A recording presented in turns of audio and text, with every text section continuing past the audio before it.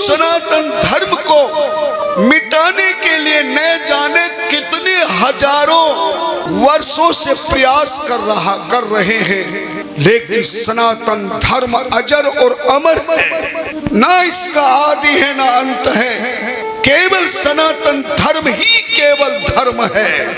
बाकी जितने भी धर्म के नाम पर तुम नाम सुनते हो वो धर्म नहीं, वो पंथ है। पंथ का अर्थ होता रास्ता।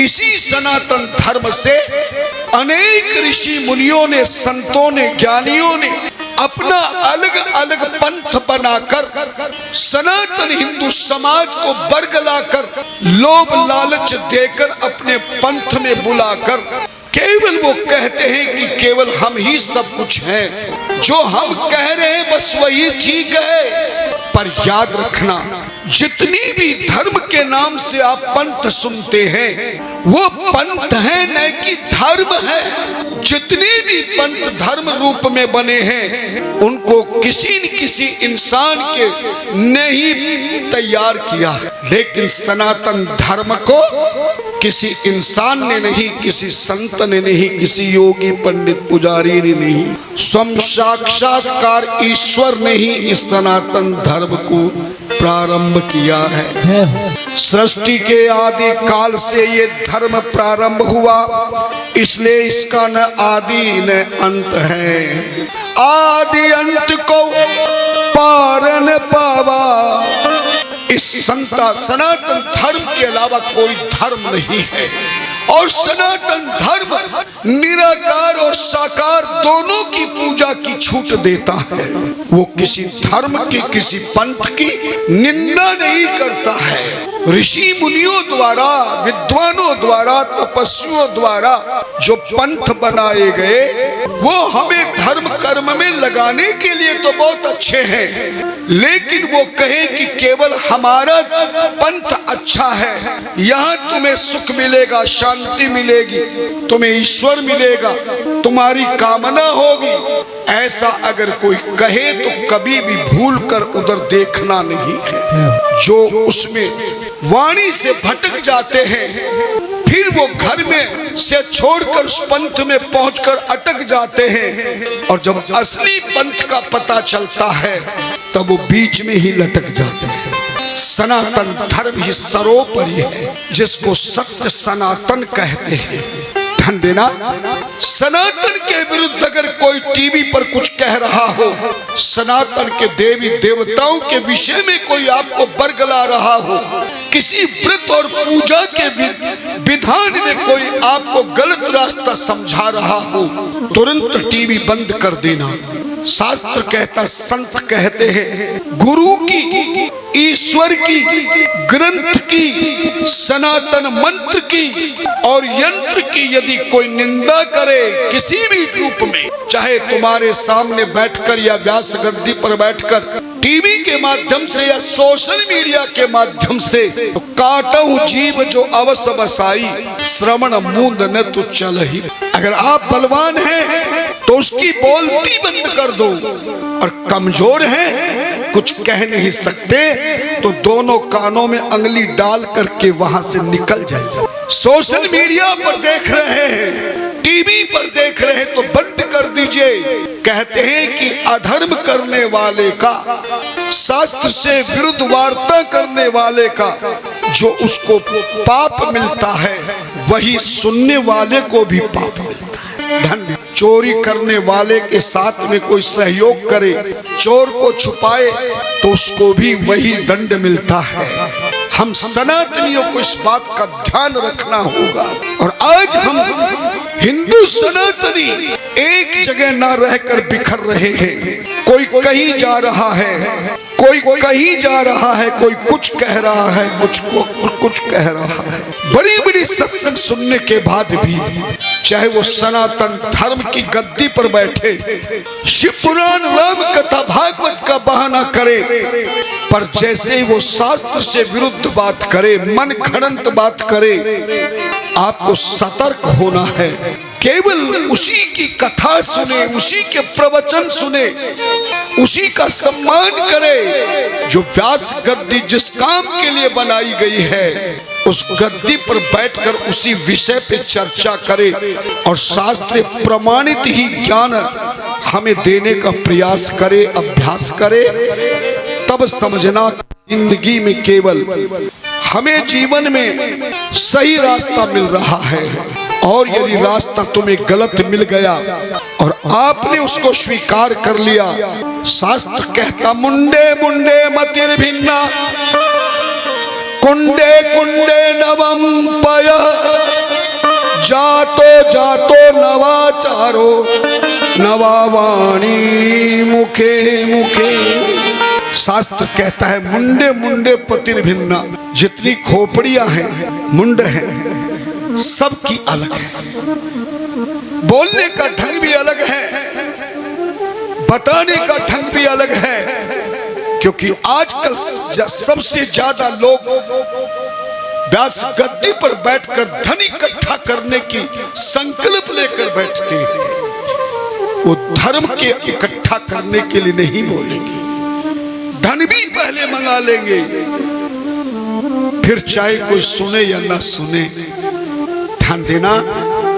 और हमारे धर्म में हर व्यक्ति की बुद्धि अलग होती है, पर आपको समझना है कौन व्यक्ति सही कर रहा है और कौन व्यक्ति गलत कर रहा है।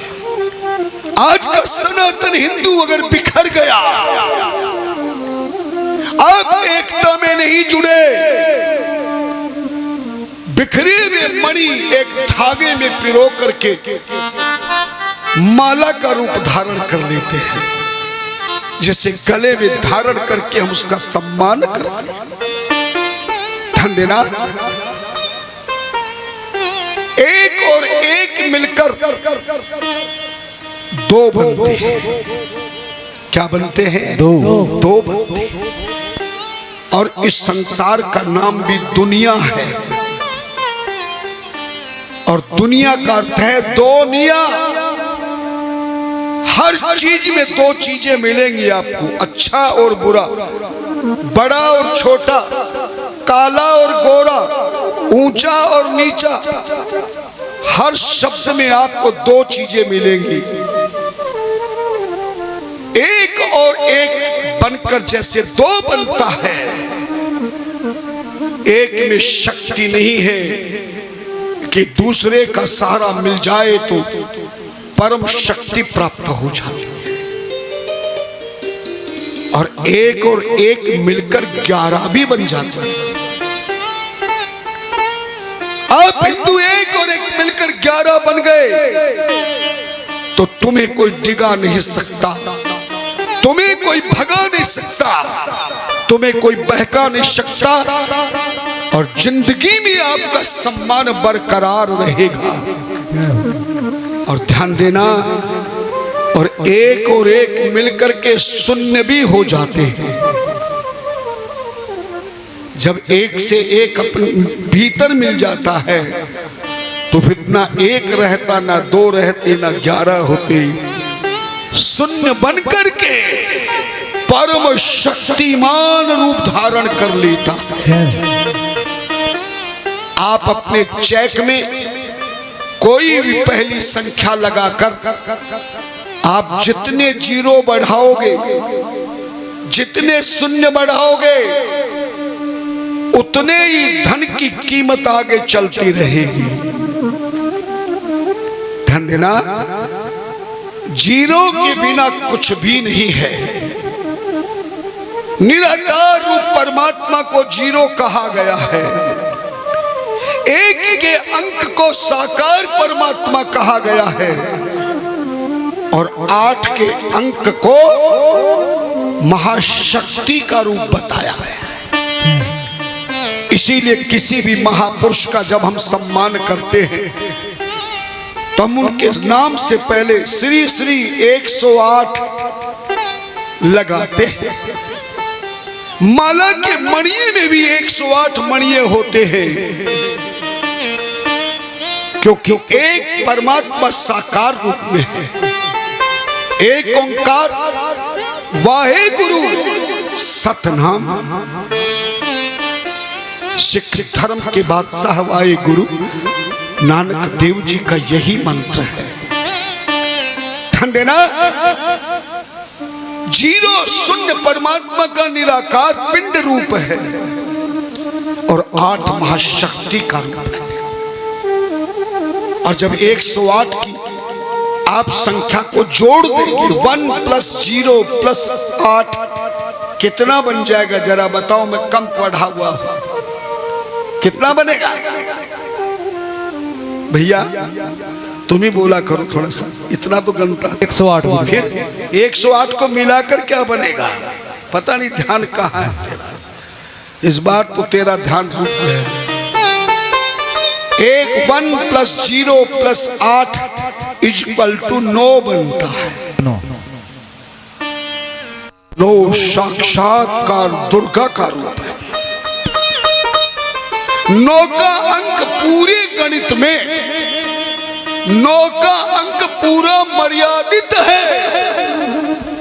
आप किसी भी संख्या को किसी से मिटा सकते हैं, पर 9 का अंक गणित में इतना शक्तिशाली है कि आप कितना प्रतीक्षा करना, कितना जोर लगाना, पर आखिर में वो 9 ही आकर इकट्ठा होगा। भगवान श्री राम ने भी 9वीं तिथि में अपना जन्म इसीलिए लिया। 9 दुर्गा भी इसीलिए होते हैं, 9 खंड भी इसीलिए होते हैं। गणित में 9 का अंक परम सिद्ध है। आप 9 के अंक को किसी भी गणित की किसी संख्या से भी गुणा करो, आखिर में फल 9 ही आए। समझ में नहीं आई तो मैं पढ़ा के दिखा देता हूं। 9 को 2 से गुणा करोगे तो कितना होगा? जोर से बोलो। 18। अरे राम, 18। 9 को 2 से गुणा करेंगे तो कितना बनेगा? 18। और 18 को आपस में जोड़ दो, 1 और 8 को जोड़ देंगे तो क्या संख्या है? 9 को 3 से गुणा करो, 27। 2 और 7 को जोड़कर देखो, 9 को 4 से गुणा करो, 36। 3 और 6 को जोड़कर देखो, 9 को 5 से गुणा करो, 45। 4 और 5 को जोड़कर देखो, 9 को 6 से गुणा करो, 5 और 4 को जोड़कर देखो, 9 को 7 से गुणा करो, 6 और 3 को जोड़कर देखो, 9 और 8 को गुणा करो, 72। 7 और 2 को जोड़कर देखो, 9 को 9 से गुणा करो, 81। और 9 को 10 से गुणा करो तो 90। 9 और 0 को जोड़ दोगे तो 9 को 11 से गुणा करोगे 99। अब 9 और 9 को जोड़िए, 18। फिर 1 और 8 को जोड़िए, बाकी की गिनती घर जाकर कर लेंगे। ध्यान देना, हिंदू सनातन को एक होना पड़ेगा, नहीं वो दिन दूर नहीं है। जिन शहीदों ने, क्रांतिकारियों ने हिंदुस्तान को बचाने के लिए, सनातन हिंदू धर्म को बचाने के लिए जिन्होंने अपनी शहादत दी है, करोड़ों लोगों ने अपनी जान की कुर्बानी देने के बाद, शहीद होने के बाद हमें हिंदू धर्म, सनातन धर्म मिला। वरना तो आज से पहले रावण जैसा राज्य था। रावण का भी ऐलान था, जय ही देश धेन तुझ पावई, नगर कावपुरी आग लगा, सुबह आचरण करे नहीं कोई, विप्रदेव गुरु मान न को। ध्यान देना, वो समय बहुत जल्दी आ जाएगा। आज हिंदू सनातन के पीछे लोग पड़े। ध्यान देना, हमारे संतों ने कहा, धर्म ग्रंथों ने कहा, हर हिंदू को अपनी शक्ति को समझना होगा और अकेले में शक्ति नहीं होती है।